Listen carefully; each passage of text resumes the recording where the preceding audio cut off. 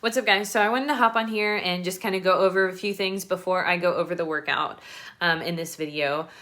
First, I'll be going through the workout and talking about like different cues, what the workout is, and then after I'm going to go ahead and have the attached full workout just playing. So you can just, if you want to kind of put it on your TV, wherever you're watching it, you can just kind of play it and kind of go with me as I'm doing this workout. What you're going to do, this is how I made this workout, was an AMRAP. So I did 20 minutes. I put a 20-minute timer on and then just perform these exercises as many times as I could within the 20 minutes. So you're going to start with the first exercise, go down, go down, go down. Once you're down to the last one, you're going to repeat starting back at the top. So that's what an AMRAP is. Biggest thing here, just kind of something that you need to know, not need to know, but just kind of like a side note. I am doing this exercise during my second trimester, so I did modify some of these movements because you are getting heavier at this point in time. Your center of gravity is off because your body is changing so much at this time. And then biggest thing is just to kind of listen to your body and realize that your body does have relaxin in it. And that's just a hormone that helps loosen the joints so that your body can accommodate a pregnancy.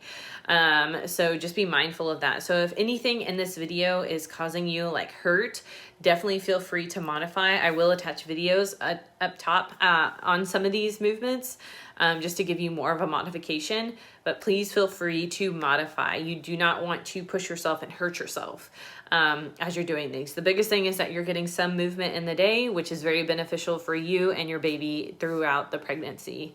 But I hope you guys enjoy this video. Again, I'm doing this during second trimester. Everything is safe.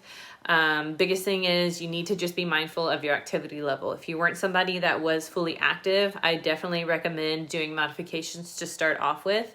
If you weren't active before your pregnancy. Again, any movement is better than no movement. So do what you can. If you need to modify, go ahead and modify. But if you want to challenge yourself and can because you were previously working out and feel comfortable challenging yourself, go for that as well. Biggest thing is to just listen to your body, okay? So don't push yourself and do something crazy. Again, exercise is good. Any movement is better than no movement. But I hope you guys enjoy, and I'll see you guys on the next video. Bye. All right, guys, so first exercise here is going to be 10 box jumps. So the goal is here when you're doing your box jumps is that you have control of your landing. If you're somebody that lands really hard on their feet, I probably wouldn't recommend jumping on the box. If you can, just kind of hop in place or just hop up onto the box or step that you're using. If you need to modify this a little more, you can definitely just work on stepping up, which I'll have linked here above. And you can just do that as a modification. You're still getting the benefits of this exercise. But the first exercise is box jumps. Next exercise here is going to be curtsy lunges. So I did a total of 30 here. So I did 15 on each side. And I am alternating these. I'm not just focusing on one leg at a time. So I'm just going back and forth to each leg. During this exercise, the biggest thing is to make sure that your core is engaged. So make sure that when you're doing this movement, you want to think about your lady parts holding onto a fruit in your tummy, if that makes sense. So you're like picking up a fruit with your lady parts and keeping it kind of sucked in, if that makes sense. And this just helps keep your core nice and tight, and then also helps lower back. Something too to be mindful of, your body does have relaxin, so your joints are a little looser. If you feel like a curtsy lunge is hurting your knees or making you feel uncomfortable, you can definitely switch into a reverse lunge. This just takes out the angle of the lunge and then also still helps you build the whole leg. So this is a really good movement to add to your routine, but this is a reverse lunge or curtsy lunge. Next exercise is going to be RDL. So here I am only doing 10 RDLs. You can again use weight if you'd like. If you don't want to, you don't have to, but just make sure form is right, feet are hip width apart, and then you're hinging from your hips. If you begin to feel like your lower back is hurting, definitely drop that weight and just work on hinging at the hips. By this time, if you're working out during second trimester, you do have some weight on you. So you're still going to feel a lot of resistance even if you aren't using a weight. This is a really good movement to kind of open your hips up, strengthen your hamstrings and your glutes. Next exercise is going to be glute kickbacks. So you're going to perform 15 on each leg. This is just a really good exercise to go ahead and strengthen your glutes. Again, it's really nice to have a good solid base as you're pregnant, because as you get bigger, your legs are able to carry the load of your weight.